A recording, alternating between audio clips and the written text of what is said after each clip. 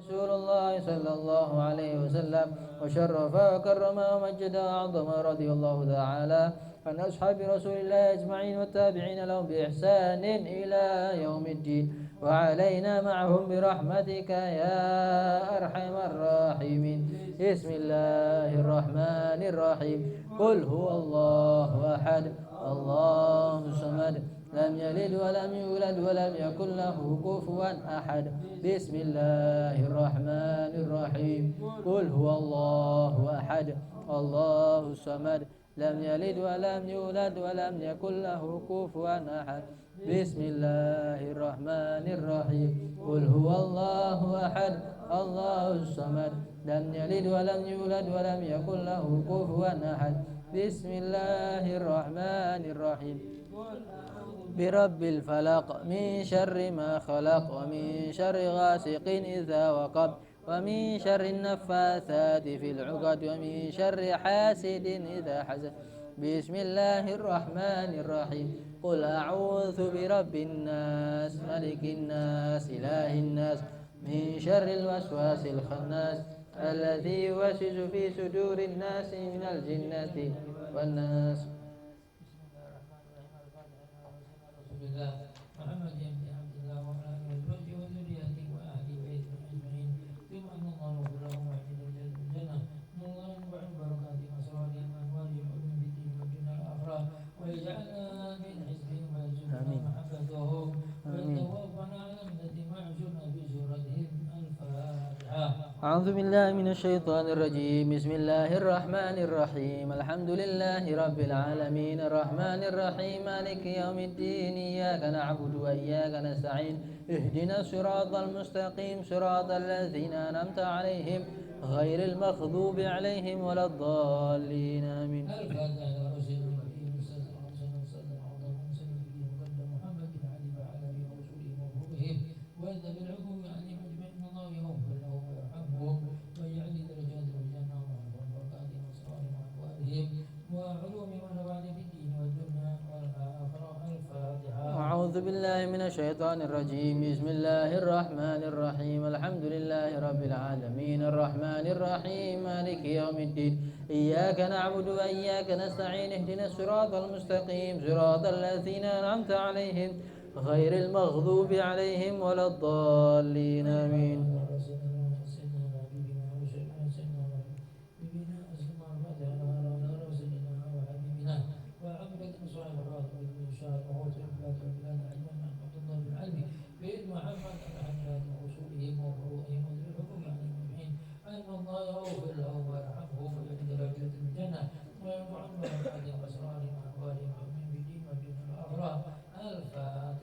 أعوذ بالله من الشيطان الرجيم. بسم الله الرحمن الرحيم. الحمد لله رب العالمين الرحمن الرحيم مالك يوم الدين إياك نعبد وإياك نستعين اهدنا الصراط المستقيم صراط الذين أنعمت عليهم غير المغضوب عليهم ولا الضالين آمين.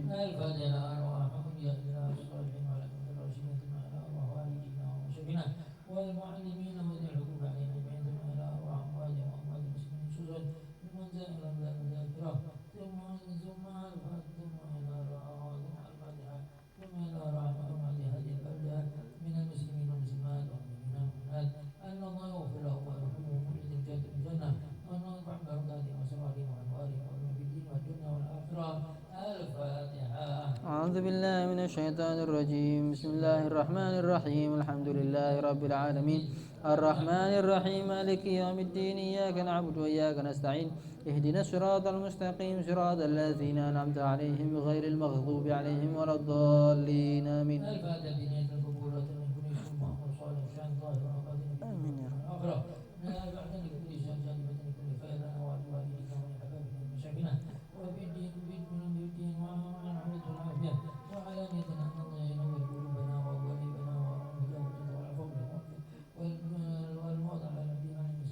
بلا منهة ولا امتحان بالجائزة ولا بالأمان جامعا لكل شأن من صالح جامع زيادة بالبدن بشر حبيبنا محمد صلى الله عليه وسلم وعلى آله وصحبه وسلم.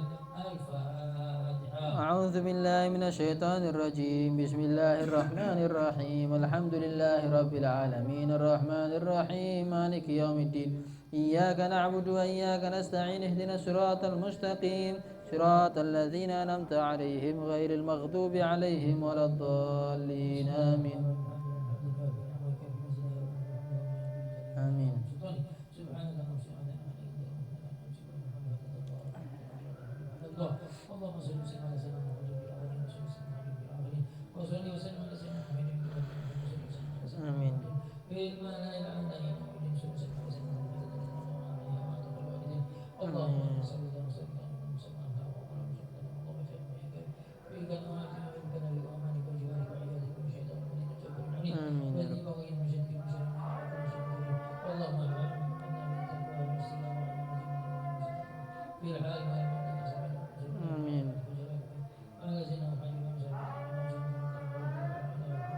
بقدر سبحان الله رب العزة لله رب العالمين اللهم إنا نسألك رضاك والجنة ونعوذ بك من سخطك والنار اللهم إنا نسألك رضاك والجنة ونعوذ بك من سخطك والنار اللهم إنا نسألك رضاك والجنة ونعوذ بك من سخطك والنار يا عالم السر منا لا تهتك الستر عنا عافنا واعف عنا وكلنا حيث كنا يا عالم السر منا تهتك الستر عنا وعافنا واعف عنا وكلنا عالم سر منا لا تهتك الستر عنا وعافنا واعف عنا وكلنا حيث كنا يا الله بها يا الله الله بحسن الخاتمة يا الله بها يا الله بها يا الله بحسن الخاتمة يا الله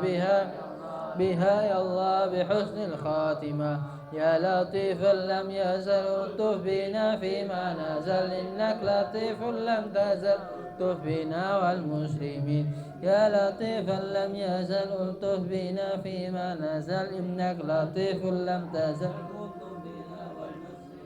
يا لطيفا لم يزل الطف بنا فيما نزل إنك لطيف لم تزل الطف بنا والمسلمين يا لطيفا بخلقي يا عليما بخلقي يا خبيرا الطف بنا يا لطيف يا عليم يا خبير يا لطيفا بخلقي عليما بخلقي يا خبيرا بخلقي الطف بنا يا لطيف عليم يا خبير يا لطيفا بخلقي عليما بخلقي يا خبيرا بخلقي الطف بنا يا لطيف عليم يا خبير جزا الله سيدنا محمدا عنا خيرا جزا الله سيدنا محمدا ما هو أهله جزا الله سيدنا محمدا عنا خيرا جزا الله سيدنا محمدا ما هو أهله جزا الله سيدنا محمدا عنا خيرا جزا الله سيدنا محمدا ما هو أهله يا أمان الخائفين آمنا مما نخاف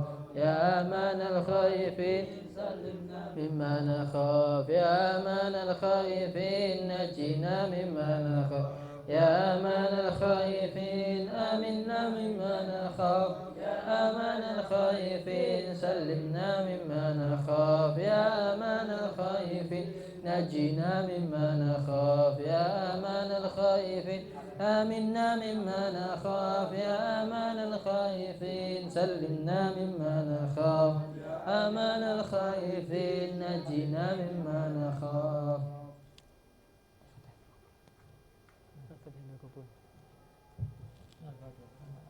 الفاتحة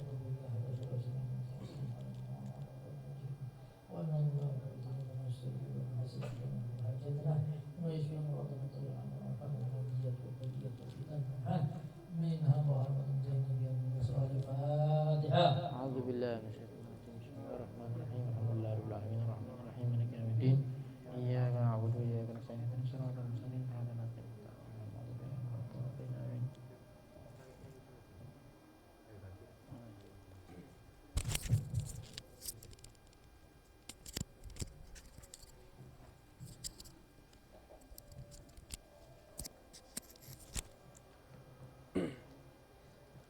Bismillahirrahmanirrahim. Alhamdulillahirabbil alamin.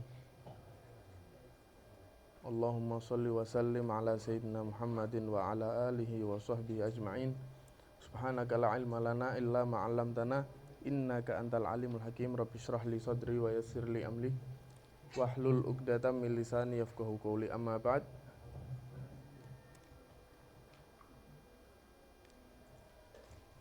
Masih dalam materi tentang faedah zikir-zikir yang ada dalam Ratibul Haddad sampai pada az-zikru rabi'. Sekarang zikir yang keempat, yaitu zikir Rabbana ighfir lana wa tub 'alaina innaka antat tawwabur rahim. Ya. Dibaca berapa kali? 3 kali. Zikir Rabbana ighfir lana wa tub 'alaina innaka antat tawwabur rahim. Artinya, Rabbana ighfir lana, ya Allah, ampunilah aku, ampunilah kita, kami. Wa tub 'alaina, berikanlah kami taubat, innaka antat tawwabur rahim. Sesungguhnya engkau adalah Zat maha memberi taubat dan Zat maha penyayang. Ini tentang permohonan ampun atas apa yang telah kita lakukan dari mengerjakan kejelekan-kejelekan dan maksiat-maksiat. Ini dibaca 3 kali.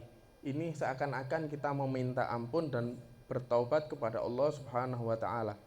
Diriwayatkan dari riwayat Tirmidzi, yang diriwayatkan lagi oleh Sayyidina Abdullah bin Umar radhiyallahu anhuma, qala kana yu'addu li Rasulillah sallallahu alaihi wasallam fil majlisil wahid qabla an yakum mi amarrah rabbighfirli wa tub alayya innaka antat tawwabur rahim. Bahwasanya diriwayatkan oleh Abdullah bin Umar, beliau berkata, kalau Rasulullah duduk itu dihitungi sama sahabat. Rasulullah itu kalau orang sahabat kalau bareng Rasulullah itu semua gerak-geriknya itu dilihat ya. Rasulullah gerak dikit apa, mulutnya baca-baca atau apa, itu semuanya dilihat sama sahabat, diperhatikan. Karena apa yang ada dalam diri Rasulullah sallallahu alaihi wasallam itu adalah uswatun hasanah. Itu adalah sebuah contoh yang baik untuk kita. Rasulullah kalau duduk itu dihitungi sama sahabat, mulutnya baca-baca. Ternyata mulutnya baca-baca. Baca-bacanya Rabbighfirli wa tub alayya innaka antat tawwabur rahim. Sekali duduk baca itu tidak kurang dari 100 kali. Sekali duduk. Qabla an yakuma mi amarrah, sebelum berdiri tidak kurang dari 100. Qala Allah Ta'ala wa man ya'mal su'an aw yadlim nafsahu thumma yastaghfirillah yajidillaha ghafurur rahimah. Nah, itu ada juga dalam Al-Qur'an disinggung tentang beristighfar. Bahwasanya orang itu biasanya kalau habis wa man ya'mal su'an, barang siapa yang mengerjakan kejelekan, au yadlim nafsahu, atau mendolimi dirinya sendiri, summa yastaghfirillah, kemudian dia meminta ampun kepada Allah, yajidillaha ghafurur rahimah, dia akan mendapati Allah sebagai pemberi ampunan dan Allah maha penyayang. Nah, di sini ada kata man ya'mal su'an, barang siapa yang berbuat jelek. Kemudian au yadlim nafsahu, kemudian dia mendolimi dirinya sendiri. Kemudian dia beristighfar. Baru dia akan mendapati Allah Subhanahu wa ta'ala itu sebagai sebaik-baik yang memberi ampun. Ya kan? Ya, itu untuk berbuat jelek, kemudian untuk yang mendolimi dirinya sendiri. Adapun yang untuk mendolimi orang lain tidak bisa pakai seperti itu. Kalau mendolimi orang lain, dia harus mengembalikan apa yang didoliminya. Misal ngambil haknya orang, ya dikembalikan dulu haknya. Kalau habis menyakiti, ya minta maaf dulu. Baru kalau bisa, baru dia akan mendapati Allah sebaik-baik memberi ampun. Di sini juga ada dalam ayat Al-Qur'an, fasabbih bihamdi rabbika wastaghfirhu. Tetap Allah menyuruh kita untuk beristighfar, innahu kana tawwaba, karena Allah Subhanahu wa taala sesungguhnya adalah Maha memberi taubat. Wa qala Rasulullah sallallahu alaihi wasallam, man aktsara minal istighfar ja'alallahu lahu min kulli hammin faraja. Barang siapa, di dalam hadis Rasulullah bersabda, barang siapa yang memperbanyak membaca istighfar, sering astagfirullah, diem baca istighfar, sambil sepeda motoran istighfar, ja'alallahu lahu min kulli hammin faraja, Allah akan menjadikan buat dia, kalau dia itu dalam keadaan sumpek akan dilapangkan sama Allah Subhanahu wa taala. Wa min kulli dzikin makhraja, kalau dalam keadaan sempit diluaskan sama Allah Subhanahu wa taala. Wa razaqahu min haitsu la yahtasib, dan Allah Subhanahu wa taala akan memberi dia rizki dari hal-hal yang tidak terduga. Nah, ini Allah sukanya memberi dari yang tidak terduga. Memberi orang-orang yang sering beristighfar. Wa qala alaihi salatu wassalam, inni la astaghfirullah wa atubu ilaih fil yaumi 70 marrah. Wa hadza ma'a annahu sallallahu alaihi wasallam kana maghfuran lah. Disebutkan juga bahwasanya Rasulullah itu bukan hanya nyuruh ya, ayo istighfar umatku, kalau istighfar dapat kelapangan, dapat rezeki yang tidak terduga. Rasulullah tidak cuma asal nyuruh, tapi Rasulullah ngasih contoh. Rasulullah itu sehari, innil astaghfirullah, kata Rasulullah, aku setiap hari beristighfar kepada Allah, meminta ampun kepada Allah dan bertobat kepada Allah juga, fil yaumi 70 marrah, dalam sehari 70 kali. Dalam riwayat ini 70 kali. Rasulullah setiap hari, tidak pernah luput, setiap hari istighfar 70 kali. Apakah Rasulullah, berarti maksiat? Enggak, Rasulullah tidak pernah maksiat. Tapi Rasulullah beristighfar, meminta ampun. Padahal Rasulullah tidak bermaksiat. Hadza ma'anahu kana maghfuran lahu. Padahal Rasulullah itu diampuni. Rasulullah itu diampuni yang telah lampau dan yang akan datang sampai seterusnya. Itu Rasulullah sudah diampuni. Rasulullah itu diampuni semuanya, yang telah lampau dan yang akan datang diampuni. Kemudian, dan itu juga Rasulullah tidak pernah maksiat. Sudah mendapat jaminan diampuni, tapi Rasulullah tidak maksiat. Padahal tidak maksiat sama sekali ya. Itu tetap Rasulullah beristighfar setiap hari 70 kali. Ini beda sama kita ya. Kita maksiat jalan, mari gitu istighfar tidak tahu, tidak pernah. Padahal kita tidak punya jaminan bakal diampuni. Yang kemarin, maksiat yang kemarin-kemarin yang sudah lampau, itu diampuni atau enggak? Enggak tahu. Enggak ada jaminan. Kemudian yang akan datang, itu apakah diampuni? Enggak tahu juga. Tapi kita tidak pernah beristighfar kepada Allah, tidak pernah meminta ampun kepada Allah sama sekali. Itu perbedaan kita.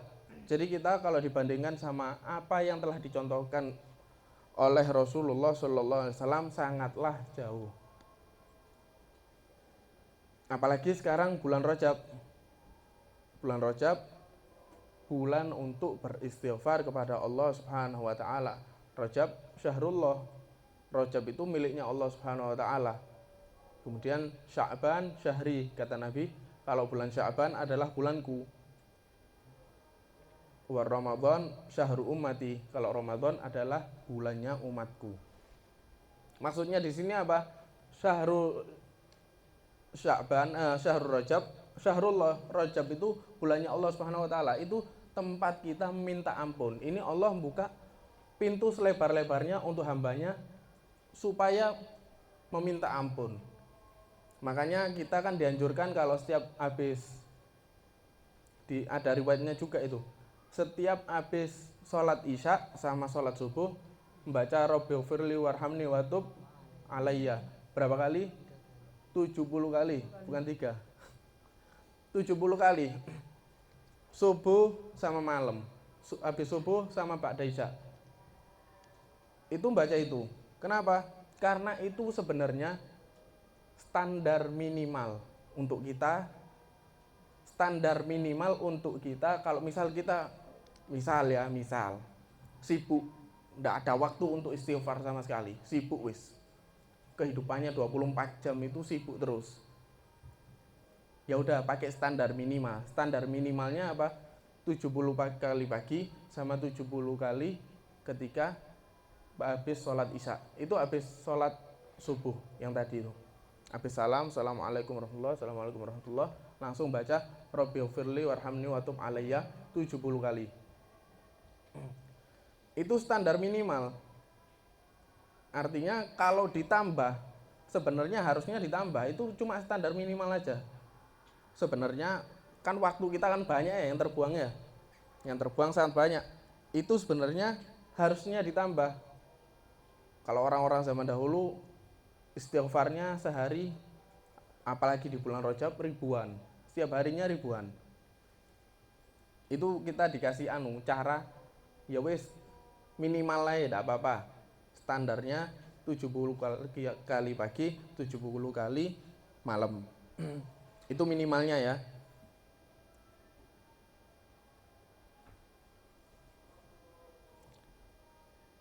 Nah, ini ada sebuah kisah bahwasanya diceritakan dalam kitab Syarah Al-Hikam bahwasanya ada seseorang. Ini hebatnya ya, kita membaca astagfirullah itu hebat sebenarnya. Kalau benar-benar ya, kalau benar-benar. Kana rajulun min Bani Israil, ada seseorang dari Bani Israil, ya'malu bil khotoya, dia banyak hidupnya itu banyak melakukan maksiat-maksiat, kesalahan-kesalahan. Fa bainama huwa dzatu yaumin yasir. Kemudian suatu hari dzakara ma salaf min amalih. Dia itu suatu hari pas dia lagi diam-diam, dia itu ingat-ingat. Dia itu maksiat ini, aku tahu maksiat ini, maksiat itu, semuanya diingat dengan penuh penyesalan. Kemudian dia mengatakan, Allahumma gfirli, ya Allah, aku ini, maksudnya dia itu sudah mengatakan, dia sudah ingat-ingat ternyata maksiatnya sangat banyak. Kemudian dia mengatakan, Allahumma gfirli, ya Allah ampunilah aku. Fama ta'ala dhalikal hal faghfiralah. Kemudian dia itu setelah ingat-ingat, setelah mengatakan Allahumma gfirli, tidak tahu nih dia mati. Karena bacaan Allahumma gfirli tadi, dan dia menyesali dengan mengingat-ingat itu, dia akhirnya menyesal, dia akhirnya mengatakan Allahumma gfirli, langsung sama Allah Subhanahu wa taala, dia langsung diampuni. Mati dalam keadaan sudah diampuni. Enak ya? Coba kita sebelum mati seperti itu enak. Coba kebetulan seperti itu. Cuma kita tidak tahu kapan matinya ya. Dan ini juga diriwayatkan bahwasanya riwayat dari Ibnu Umar radhiyallahu an, Abdullah bin Umar radhiyallahu an, idza qala al-'abd ya Rabb, kalau misal ada seorang hamba mengatakan ya Rabb, ya Rabb. Nah, qala Allahu mujiban lahu labbaik ya abdi, labbaik abdi. Kalau orang mengatakan ya Rabb, seakan-akan dia memanggil Allah Subhanahu wa taala. Kemudian Allah juga akan menjawab hamba tersebut, labbaik ya abdi, labbaik wahai hambaku. Is'al ma syi'ta fa innaka tu'ta. Mintalah semaumu, engkau akan dikasih. Baru ini makanya kita jangan pelit-pelit untuk doa. Doa itu minta. Kita mengatakan ya Rob, belum mengucap hajatnya, masih ngomong ya Rob, itu Allah langsung menjawab labbaika ya abdi. Is'al ma syi'ta, mintalah semaumu. Fa innaka tu'ta, engkau akan dikasih, diberi. Jadi kalau kita minta kepada Allah pasti dikasih. Baru ngomong ya Rob sudah dijawab sama Allah Subhanahu wa taala. Kemudian maksud dari hadis itu, dari yang diriwayatkan oleh Ibnu Umar itu, al-muradu annahu yu'ta ainas su'al. Bisa jadi yang dikasih itu yang diminta dia. Misal dia minta ana minta HP, ya Allah, ya Rob ana minta HP. Kemudian keluar dari majelis ini misal langsung dapat HP baru. Bisa jadi seperti itu. Dikasih apa yang diminta. Au yu'awad anhu bima huwa aslah, atau dia diberi sama Allah Subhanahu wa taala dengan apa yang lebih cocok untuk dia. HP tidak dikasih, mungkin karena dia HP-nya masih bermanfaat. Cuma nanti dikasih, mungkin ketika pulang tahu-tahu dapat keringanan atau apa, nyampe rumah dapat kabar yang baik yang lainnya. Nah, itu bisa jadi karena kita minta kepada Allah Subhanahu wa taala tapi tidak dikasih sesuatu yang diharapkan, dikasih apa yang lebih cocok, apa yang lebih pantas untuk dia. Jadi itu manfaat dari zikir yang keempat, yaitu tentang permintaan ampun, istighfar kita kepada Allah Subhanahu wa taala. Mungkin yang sedikit ini mudah-mudahan bisa bermanfaat. Hakadha minni, Assalamualaikum warahmatullahi wabarakatuh.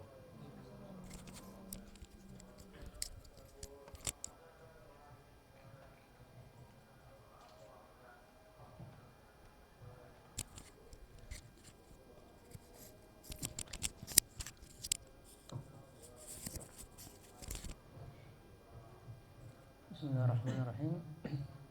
Alhamdulillah rabbil alamin. Allahumma shalli ala sayyidina Muhammadin wa ala ali Muhammad. Subhanaka la ilma lana illa ma 'allamtana innaka antal alimul hakim. Rabbi shrah li sadri wa yassir li amri wahlul 'uqdatam min lisani yafqahu qawli. Amma ba'd. Melanjutkan kajian kita yang terakhir kemarin tentang masih membahas syarat-syarat sah salat. Kemarin sudah dibahas yang pertama, yaitu harus mengetahui waktu, masuknya waktu. Syarat yang pertama. Jadi tanpa mengetahui masuknya waktu, dengan pembahasan-pembahasan yang kemarin itu langsung sholat, maka tidak sah. Jadi harus tahu sudah masuk waktu apa enggak. Itu syarat yang pertama. Kemudian syarat yang kedua, harus menghadap kiblat. Jadi sholat tidak menghadap kiblat ya tidak sah. Ya, walaupun 1000 rakaat sholatnya dia tetap tidak sah. Dihitung pemanasan, jadi ya dihitung olahraga saja tadi itu. Jadi sholatnya tidak sah jadi. Karena apa? Tidak menghadap kiblat. Syaratnya harus menghadap kiblat. Kemudian sekarang syarat yang ketiga. Nah, ini pembahasannya sangat penting nih. Karena apa? Berkaitan dengan keseharian kita itu. Yaitu apa? Wajibu satrul aurati. Itu ya. Dan wajib juga untuk sahnya sholatnya dia harus apa? Menutup aurat. Menutup aurat. Di sini nanti akan dijelaskan apa itu aurat. Aurat itu apa? Kemudian pembagian aurat itu terbagi menjadi berapa? Kemudian nanti insya Allah ada masalah-masalah yang berkaitan dengan aurat yang sering dilakukan sama masyarakat dari itu, yang itu adalah sesuatu yang membuat sholat dia tidak sah karena dia tidak mengetahui hukumnya tadi itu, karena dia tidak belajar tadi itu. Aurat itu apa sih? Aurat itu gampangan itu sesuatu yang tidak api, ya, sesuatu yang atau apa tidak elok untuk dipandang, dilihat tadi itu aurat. Kalau dari syariatnya, arti dari agamanya tadi itu, aurat itu apa? Sesuatu yang wajib ditutup, mau dalam sholat, mau di luar sholat. Jadi sesuatu yang wajib ditutup dan haram bagi seseorang tadi itu melihatnya. Amin ya. Jadi aurat itu apa? Sesuatu yang wajib ditutup. sama dia atau sama orang lain tadi itu yang ada auratnya tadi itu. Jadi setiap kita itu memiliki aurat. Auratnya laki-laki seperti apa? Auratnya perempuan seperti apa? Itu ada semua. Bahkan dikatakan bukan saja orang muslim yang wajib menutup aurat, orang kafir pun juga harus menutup aurat. Ya. Jadi jangan dilihat orang kafir bebas nggak kelambi apa. Ndak sakarepe dhewe tadi itu enggak, mereka itu tetap wajib aslinya menutup aurat. Hanya saja mereka apa? Diseninggalkan, padahal hukum menutup aurat wajib bil ijma'. Semua ulama sepakat mengatakan bahwa menutup aurat itu hukumnya wajib. Tidak ada perbedaan pendapat, perselisihan pendapat itu tidak ada. Semuanya mengatakan wajib. Baik itu orang muslim atau orang kafir. Baik dia masih anak kecil, wajib tetap menutup auratnya tadi. Ya. Anak kecil wajib ditutup auratnya. Jangan misalnya sempakan tok. Ya. Karena apa? Itu aurat, tidak boleh dilihat kan? Ya kan? Nanti akan disebutkan aurat-aurat tadi itu, pembagian-pembagian. Jadi harus ditutup. Minimal ya. Nanti yang akan disebutkan itu batasan-batasannya dia itu harus tutupi di situ tadi. Tidak boleh sampai membuka aurat. Terus kalau misalnya nanti akan dibahas nanti itu. Walaupun anaknya tadi itu ya ghairu mumayyiz, masih kecil, tidak ngerti apa-apa, belum bisa makan sendiri, belum bisa minum sendiri, cepok sendiri, belum bisa, masih didulangi, masih minumnya tadi itu diminumkan gitu, masih diceboki, walaupun tetap harus ditutup auratnya, tidak boleh dibuka-buka, apalagi sampai di jalan, buka jalan tadi itu, kencingnya atau apanya segala macam, tidak boleh ya, karena apa tadi, aurat tadi itu sesuatu yang wajib ditutup dan haram untuk dilihat orang lain tadi. Mau dalam sholat ataupun di luar sholat.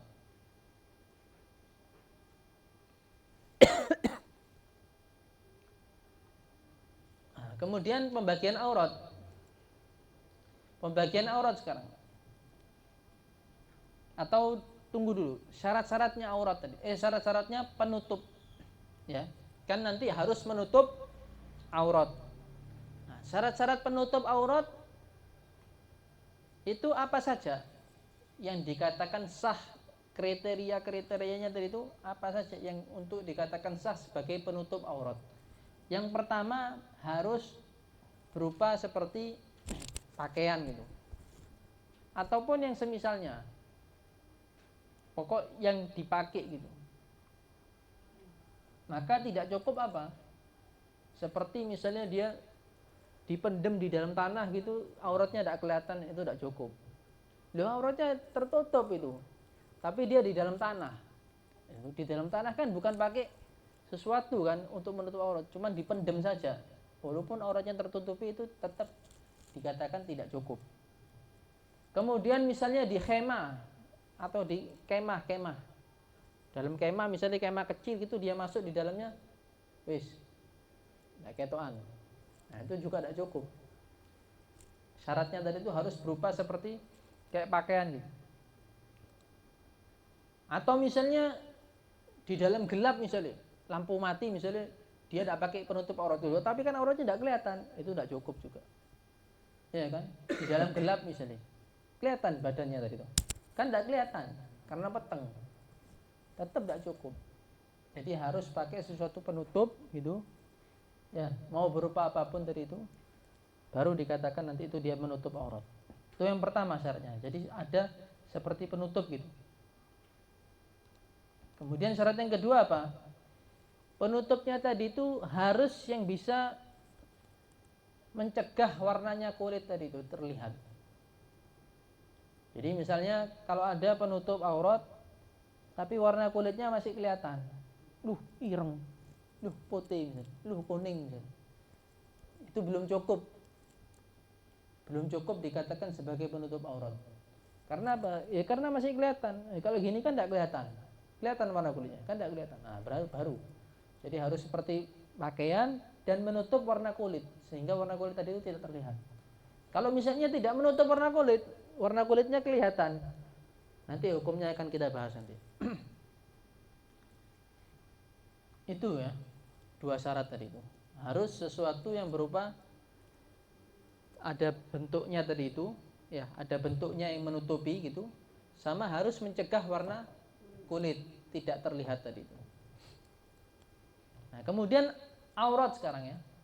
Aurat itu terbagi menjadi 4.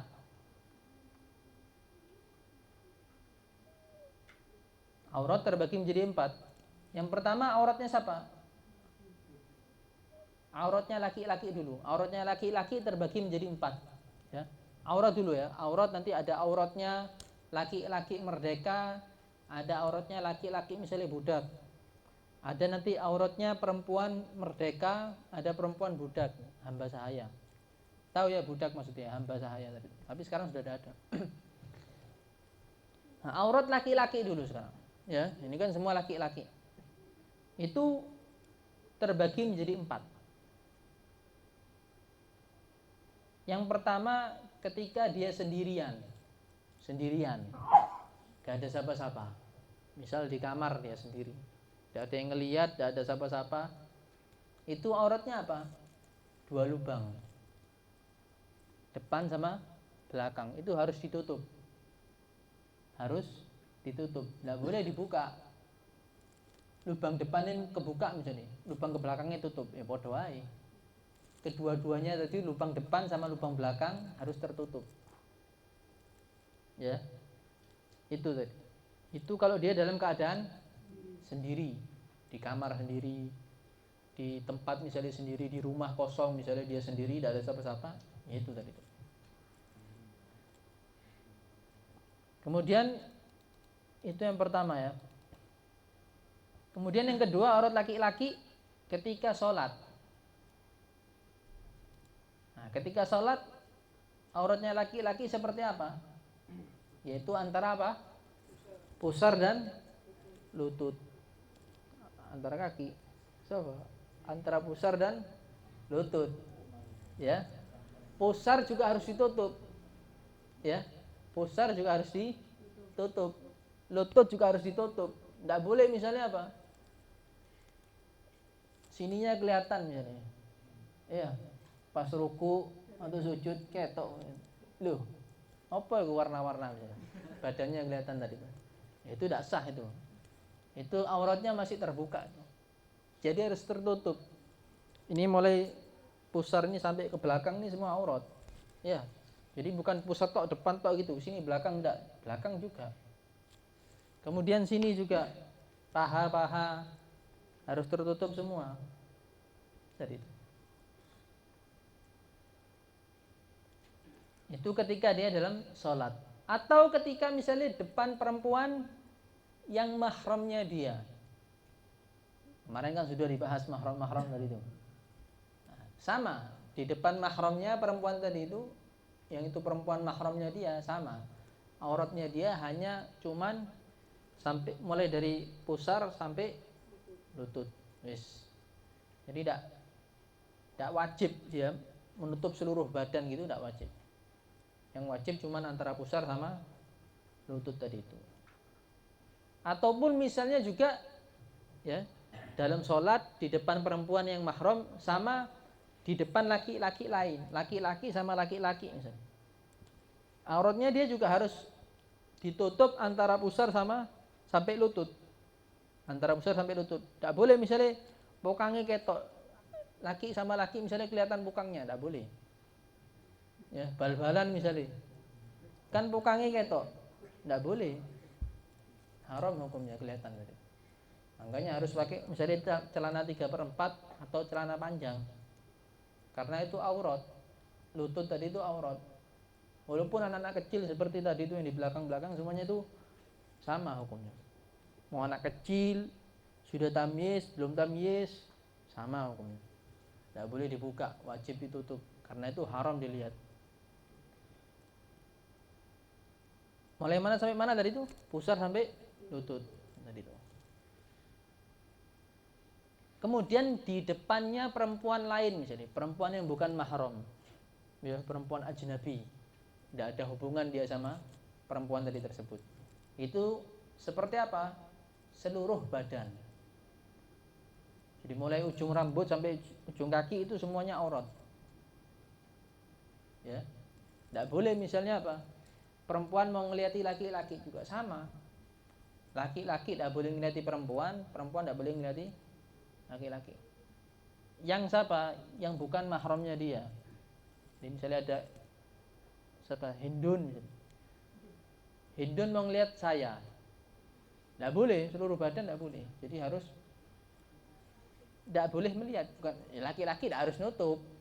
Ya, laki-laki tidak ada perintah untuk menutup. Maksud laki-laki pakai kerudungan gitu, tidak kan? Laki-laki itu tidak wajib menutup. Yang wajib menutup itu perempuan. Jadi apa? Ya tidak usah ngelihat. Tadi itu.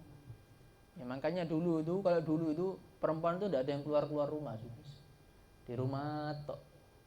Karena itu memang Siti Aisyah itu ditanya, atau Siti Fatimah itu ditanya, perempuan yang baik itu perempuan yang seperti apa sih? Perempuan yang istimewa itu yang seperti apa? Perempuan yang tidak pernah melihat laki-laki atau dilihat laki-laki. Itu baru perempuan yang solihah. Ada kan? Gak pernah ngelihat laki-laki, gak pernah dilihat laki-laki. Itu perempuan yang istimewa tadi itu. Kalau sekarang sudah tidak ada mungkin. Itu ya. Makanya itu apa? Perempuan sama ketika mau melihat laki-laki, seluruh badannya laki-laki itu aurat, tidak boleh dilihat. Ya. Kemudian yang terakhir, yaitu di depan istrinya dia. Ya. Suami istri. Kan istrinya tadi itu walaupun bukan mahram, ya kan? Istrinya dia itu mahram apa bukan? Bukan kan? Makanya boleh menikah. Ya, kalau mahram kan tidak boleh menikah. Istrinya dia kan bukan mahram. Bukan. Lu auratnya seperti apa? Katanya tadi seluruh badan aurat. Iya, enggak. Kecuali istrinya dia. Itu auratnya laki-laki itu seluruh badan tidak apa-apa dilihat. Bebas. Ya, no sensor. Ya. Itu ya. Itu auratnya laki-laki di depan perempuan, yaitu perempuan itu tadi sebagai istrinya, atau misalnya dia punya budak. Saya misalnya punya budak. Budak saya tadi melihat saya seluruh badan, boleh apa enggak? Boleh, bebas. Boleh. Jadi yang dapat melihat laki-laki secara bebas tadi itu apa? Istri. Mau melihat suami bebas seluruh badan, enggak pakai penutup badan, enggak apa-apa. Ya.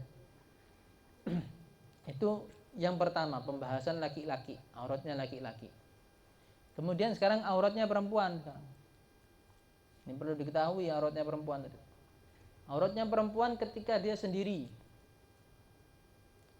di kamar sendiri, tidak ada siapa-siapa, di tempat atau di rumah sendiri atau di mana, misalnya di kendaraan apa dia sendiri, kan tidak ada siapa-siapa. Itu auratnya dia mana? Cukup dia wajib menutupi antara pusar sampai lutut. Di rumah sendirian, tidak ada siapa-siapa. Di kamar sendirian, wajib dia menutupi antara pusar sampai lutut. Lainnya dibuka tidak apa-apa, karena tidak ada siapa-siapa. Sama juga ketika di depan perempuan misalnya, perempuan lain misalnya, ada perempuan sama perempuan. Lu auratnya perempuan ini itu mana saja, ya sudah cukup antara pusar sama, mulai antara pusar sampai lutut itu. Jadi tidak apa-apa dilihat misalnya. Sininya kelihatan, loh perempuan sama perempuan sininya kelihatan, boleh apa enggak? Tidak apa-apa, boleh. Karena auratnya tadi itu antara pusar sampai lutut yang wajib ditutup. Paham ini ya? Dan di depannya laki-laki yang mahramnya dia. Ini misalnya ada laki-laki mahram sama perempuan tadi itu. Nah, perempuan tadi itu di hadapan laki-laki yang mahram tadi itu, apa saja auratnya tadi itu yang wajib ditutup bagi dia perempuan tadi itu? Yaitu antara juga pusar sampai lutut. Ini kita pembahasan wajib aurat menutupnya tadi itu ya, tidak pembahasan misalnya syahwat atau timbul fitnah, itu nanti pembahasan lain, itu nanti hukumnya haram misalnya. Ya. Itu ya. Yang pertama pembagian aurat perempuan yang merdeka tadi itu.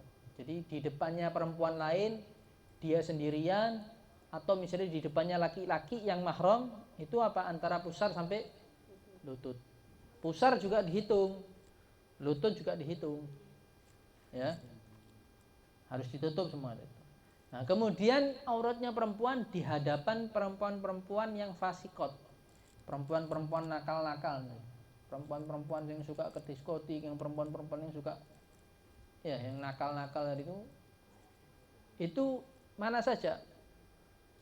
Itu sesuatu, yaitu aurat yang tidak kelihatan ketika misalnya bekerja.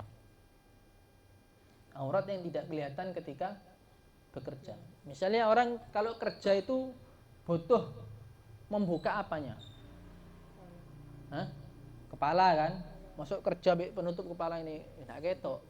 Berarti tidak apa-apa, kepalanya dibuka, terlihat perempuan yang fasikot, lihat perempuan yang nakal-nakal itu tidak apa-apa, kepalanya dibuka. Kemudian apa juga yang perlu dibuka ketika orang bekerja tadi itu? Wajah. Kepala ini, wajah juga perlu dibuka juga. Ya. Kemudian apa? Unuk, leher. Leher tidak apa-apa dibuka. Jadi kelihatan misalnya mulai dari kepala, wajah sama leher tidak apa-apa kelihatan. Kemudian yadan, kedua tangan. Sampai mana? Sampai adud. Sampai sini. Sampai sini. Adud sini, adud. Adud sampai sini. Sampai mana ini nama? Apa namanya ini? Iya, atasnya sini. Nah, itu kan umumnya orang kadang perempuan kerja itu sampai situ kan, kelihatan tadi itu. Nah, itu tidak apa-apa dilihat. Lainnya sebentar. Kaki juga perlu terbuka kadang kalau kerja. Maka tidak apa-apa, terlihat di hadapan perempuan yang fasikot. Perempuan-perempuan yang nakal tadi itu. Tidak apa-apa, perempuan sama perempuan, tapi perempuan itu nakal mau melihat auratnya perempuan yang baik-baik, yang terhormat tadi itu. Misalnya ngelihat wajahnya, ngelihat ininya terbuka semuanya, ngelihat kakinya. Sampai mana kalau kakinya? Sampai rukbatain, sampai lutut. Wis. Berarti di atasnya lutut. Ya. Seluruh badan semuanya aurat. Tidak boleh dilihat. Harus ditutup. Ya. Jadi misalnya ada perempuan kerja, perempuan pekerja. Teman-temannya ini perempuan-perempuan nakal-nakal. Maka si perempuan tadi itu, yang dia itu menjaga kehormatan dirinya, yang solihah juga, harus menutup apa? Mulai dari bawahnya leher, seluruh badan sini sampai pusar, sampai ke bawahnya, sampai ke lutut. Wis. Lainnya itu dibuka tidak apa-apa. Paham ini ya? Itu di hadapan perempuan yang fasikot. Sama juga di hadapan perempuan kafir. Ada perempuan kafir misalnya Kristen, tidak boleh buka semua badan. Atau tidak boleh buka juga antara surah sama rukbah. Itu harus ditutup di depan perempuan yang kafir. Karena apa? Iya. Karena katanya ulama, kadang itu nanti perempuan-perempuan kafir tadi itu nanti cerita sama perempuan-perempuan kafir yang mau auratnya perempuan muslimah itu kayak gini. Akhirnya apa? Diceritakan. Akhirnya tahu nanti auratnya perempuan-perempuan muslimah. Makanya harus ditutup. Semua seluruh badannya tadi itu harus ditutup kecuali yang kelihatan ketika bekerja itu. Itu mulai tangan, ujung tangan tadi kedua tangan sampai mana? Sampai sini di atasnya apa? Siku-siku sini. Sama yang sini juga semua tangan, kemudian leher, wajah, kepala enggak apa-apa dibuka, kaki sampai lutut. Wis.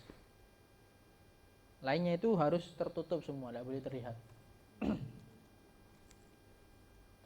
Kemudian dalam sholat sekarang, auratnya perempuan dalam sholat itu apa saja? Seluruh badan. Dalam sholat seluruh badan kecuali wajah dan telapak tangan. Tidak apa-apa terlihat dalam sholat. Itu mazhab Syafi'i ya, mazhab lain nanti ada beda lagi nanti. Kita bahas mazhab Syafi'i dulu aja. Wajah sama telapak tangan tadi. Ini telapak tangan tadi. Atau kafain ya. Al-wajh wal kaffain, kaffain tadi itu. Dua telapak tangan. Itu tidak apa-apa terbuka. Yang penting sininya jangan terbuka. Kalau sininya kelihatan bisa batal. Telapak tangan. Ini kan telapak tangan. Kaffain ini kan ini. Ini kaffain. Di atasnya ini tidak boleh terbuka. Misalnya ruku ini sak ini misalnya. Ya batal. Atau misalnya ketika takbir Allah, ini kan kelihatan kan di bawah telapak tangan. Ya batal. Kemudian di hadapan laki-laki lain yang bukan mahram. Misalnya ada perempuan di jalanan sini, auratnya dia itu apa saja yang haram bagi kita untuk melihatnya. Pendapat yang muktamad seluruh badan. Seluruh badan mulai ujung kepala sampai ujung kaki itu auratnya dia, tidak boleh kita lihat. Lalu kalau misalnya tidak sengaja, is bonus. Tapi langsung harus dipaling no. Harus dipaling no, tidak terus dideloi terus. Tidak. Pertama tadi itu bonus, habis itu langsung dipalingkan wajahnya tadi itu. Maka berarti kalau seluruh badan berarti wajah juga aurat. Wajahnya perempuan yang bukan mahram kita, wajah dia juga aurat. Telapak tangan dia juga aurat. Ini di luar sholat ya. Seperti di jalanan sekarang ini. Semuanya, seluruh badan itu aslinya aurat semua. Itu pendapat yang muktamad. Ada pendapat tapi boleh diikuti. Seperti di Indonesia ini sekarang mengamalkan pendapat ini. Yaitu apa? Aurat perempuan yaitu seluruh badan kecuali wajah dan telapak tangan. Ya kan? Makanya di Indonesia ini kan semuanya rata-rata ya yang kayak apa? Bunyai atau siapa gitu semuanya ditutupi kecuali wajah sama telapak tangan. Ya, mengikut pendapat ini. Dan tidak apa-apa diikuti pendapat ini tadi. Tapi dengan 3 syarat. Boleh diikuti pendapat ini tadi itu. Dia pertama harus taklid, harus ikut pendapat ini, kemudian juga ada syaratnya. Apa itu 3 syarat tadi itu? Aman dari fitnah. Jadi misalnya kalau wajahnya dibuka, iso fitnah apa ndak? Oh iki Miss Universe misalnya iki. Iso fitnah iki. Ya. Orang bisa apa? Tertarik, bisa apa? Timbul syahwat. Enggak boleh berarti. Karena bisa terjadi fitnah nanti. Maka dia harus menutupi wajahnya karena wajahnya tadi itu aurat bagi orang lain tadi. Syarat yang pertama tadi itu. Ya.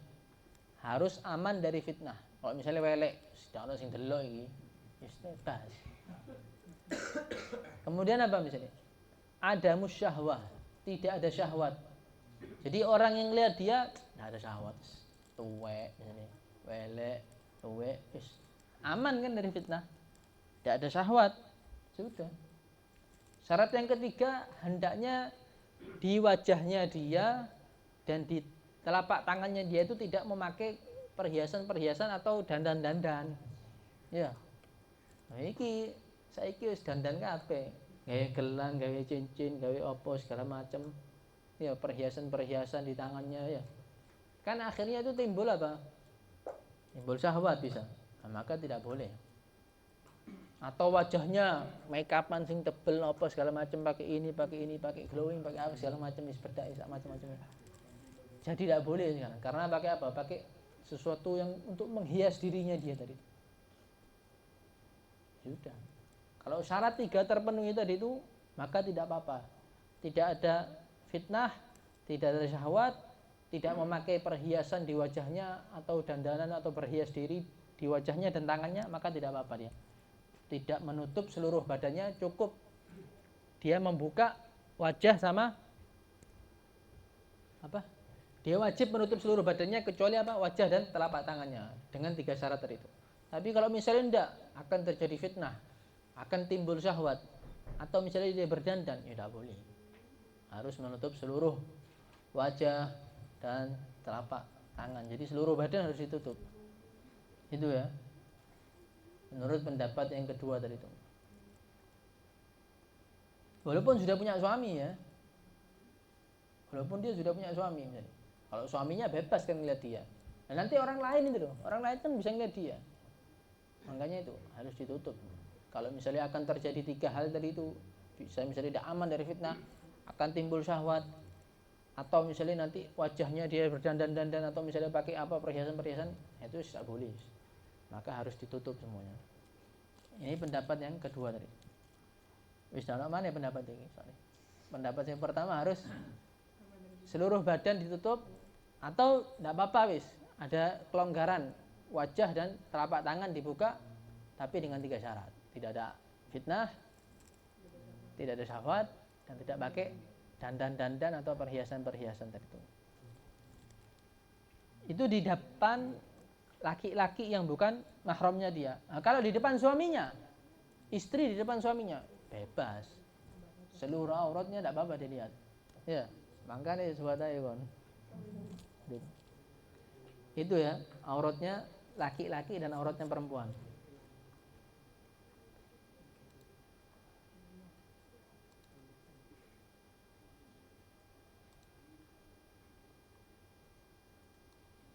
Tapi itu perempuan yang merdeka ya. Nanti karena perempuan yang budak itu beda nanti hukumnya. Tapi karena sekarang sudah ada perbudakan, mungkin tidak perlu dibahas ya di situ. Nanti katanya tapi akhir zaman nanti akan kembali perbudakan.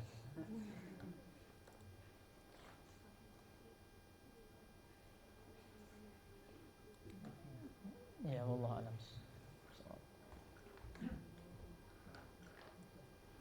Ada pertanyaan sudah? Ya betul. Pertanyaannya adalah ketika sholat di masjid itu, ketika posisi sujud seringkali pakaian dalam terlihat bentuknya, maksudnya celana dalamnya itu kelihatan membekas. Jadi hukumnya bagaimana? Jadi misalnya kan tapi warna kulit tidak terlihat, ya tidak apa-apa. Cukup itu menutup aurat dikatakan. Cuman kalau sampai misalnya terlihat seperti itu, misalnya sampai ngecap kelihatan apa segala macam, itu katanya ulama khilaful aula. Lebih baik misalnya jangan pakai seperti gitu, misalnya sampai ngecap-ngecap itu. Kalau perempuan bisa makruh. Kalau misalnya sampai kelihatan misalnya ngecap begini misalnya, itu makruh. Tapi kalau laki-laki cuman khilaful aula. Khilaful aula itu lebih baik jangan, lebih baik ditinggalkan. Jadi diusahakan supaya tidak terlihat. Iya. Jadi pakai celana yang tebal, atau tidak usah pakai celana dalam misalnya, atau apa, pakai celana dalam yang panjang gitu, atau yang 1/4 atau yang sampai sini gitu. Ya, Pak.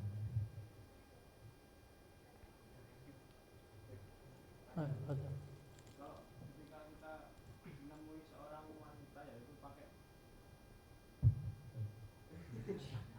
ketika kita ketemu seorang wanita lah itu dia berpakaian atau celananya lah itu warnanya sama kayak warna kulit, kadang kita kayak apa? Mengira itu Kulit. itu ya apa itu? Ya memang sekarang dibikin kayak gitu, gitu. Jadi Tapi itu nggak apa itu aman. nah ini pembahasannya apa nih Mas? Pertanyaannya Ini tentang warnanya. Tentang warnanya. Warnanya itu tadi. warnanya penutup auratnya tadi itu seperti Seperti warna kulitnya. warna apa? Ya sudah, itu tidak memenuhi. Masalah itu. Yang penting nutup aurat, tapi hukumnya itu kalau misalnya sampai ngecap gitu, sampai membentuk bodi tubuhnya tadi itu, ya makruh bagi perempuan. Tapi kalau tidak bisa menimbulkan syahwat ya, kalau misalnya sampai menimbulkan syahwat, sampai orang bisa tidak kuat misalnya apa segala macam, bisa haram nanti dia. Dia kok bisa tahu warna kulitnya? Bukan Enggak. Belum tentu warna apa celananya tadi itu misalnya apa, misalnya seperti warna kulit tapi dalamnya itu dia kulitnya seperti itu kan belum tentu.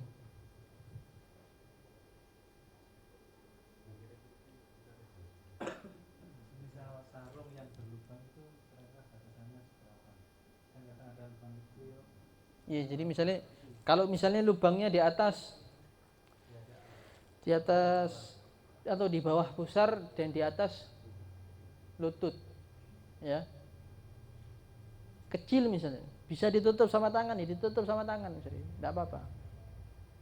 Batasan lubangnya itu Bebas, pokok kalau misalnya sampai dia misalnya ada lubang misalnya di jarungnya gitu misalnya, seukuran gini misalnya dia sholatnya lu ada buka sing aurate, langsung ditutup tidak apa-apa, teruskan sholatnya, jangan dibuka-buka tapi sampai selesai sholat, karena kalau dibuka kelihatan auratnya sekarang, tidak sah. Jadi bedanya kalau laki-laki tengah sholat misalnya terlihat auratnya atau terbuka auratnya karena angin misalnya, ketoan misalnya kabeh, langsung ditutup segera tidak apa-apa, tidak batal. Tapi kalau perempuan walaupun sebentar tok, sak menit sak detik, set kelihatan auratnya langsung batal.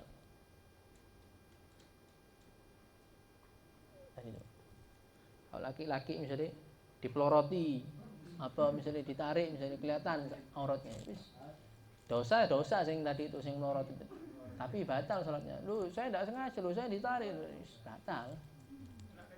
Iya. Ya anak kecil saja itu dosa. Walinya misalnya kok dibiarkan, walinya juga dosa. mungkin auratnya ini orang yang biasanya kan ada di itu kan khunsa atau Khunsa. itu mengikuti laki-laki atau perempuan. Khunsa disamakan sama perempuan. Sama lagi kan sekarang ini kan ada yang kayak transgender gitu ya. Iya, transgender misalnya dia aslinya perempuan. Ya, ini ada pertanyaan nih. Dia aslinya perempuan, tapi apa? Operasi kelamin jadi laki-laki. Loh, sekarang berubah enggak? Auratnya dia menjadi laki-laki karena sudah berubah alat kelamin jadi laki-laki. Enggak, tetap auratnya dia seperti yang dulu. Walaupun ganteng misalnya. Iya, walaupun ganteng ya apa misalnya, kayak Rama misalnya, ya, tetap hukumnya yang dulu, yang asli. Atau misalnya laki-laki operasi kelamin jadi perempuan, walaupun ayu seperti siapa, tetap hukumnya seperti yang asli. Jadi tidak berubah. Enggak, ini sudah jadi laki, enggak ini sudah jadi perempuan, enggak, tetap hukum seperti semula. Aslinya gimana?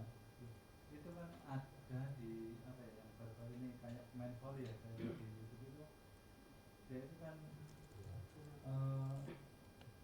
apa itu dia itu awalnya perempuan dan awal perempuan itu Aslinya nggak tahu aslinya belum ketahuan kan kayak semacam punya dua alat kelamin, nggak tampak, cuman dia tuh kalau sifatnya itu kayak orang condong. laki, dia condong ke laki-laki terus, baru ketahuan itu kayak semacam penyakit atau apa, dia nggak tahu, itu akhirnya diputuskan sekarang kan jadi laki-laki karena ada dokternya diteliti akhirnya diputuskan dia itu. Ya itu nanti ada tuh pembahasannya dalam kitab Faraid itu. Dalam kitab ilmu waris. Itu nanti ada bab sendiri, bab khunsa muskil. Yaitu yang orang yang diciptakan atau lahir dengan alat dua kelamin atau dua kelamin. Punya laki-laki, punya alat kelamin perempuan juga. Loh, ya apa ini? Hukumnya ini. Nanti dilihat. Ya, katanya ulama nanti dilihat. Dia nanti misalnya ada gelendukan iki apa ndak, punya gelendukan, kan biasanya yang punya gelendukan siapa? Perempuan. Laki-laki tidak punya. Atau misalnya dia nanti kencingnya dari mana, yang keluar itu dari mana, yang dari punya yang laki-laki apa yang perempuan. Oh, kalau dari punya laki-laki ya berarti laki-laki nanti. Atau misalnya nanti dia punya dua alat kelamin, yang dari satunya tadi itu misalnya ya keluar kencingnya dia, atau misalnya keluar darah dari situ, ya berarti ini perempuan. Atau misalnya lebih condong ke laki-laki, tidak condong kepada perempuan, condong kepada laki-laki, seneng sama perempuan dia. Oh, berarti kan kalau orang seneng sama perempuan itu kan berarti sifatnya kelaki-lakian. Berarti dia sudah nanti, kalau sudah ada sesuatu yang tadi seperti itu tadi itu, nah itu yang nanti dapat menghukumi bahwa dia itu sekarang laki-laki. Bukan seterusnya dia tuh tidak ada hukum gitu. antara laki-laki sama perempuan gitu, kayak bencong gitu, enggak. Dengan itu tadi. Atau misalnya nanti bisa punya anak, ya kan, kalau punya anak kan berarti perempuan jelas. Atau misalnya punya susu, misalnya menyusui, keluar susu, ya berarti perempuan. Dan macam-macam nanti dibahas tadi.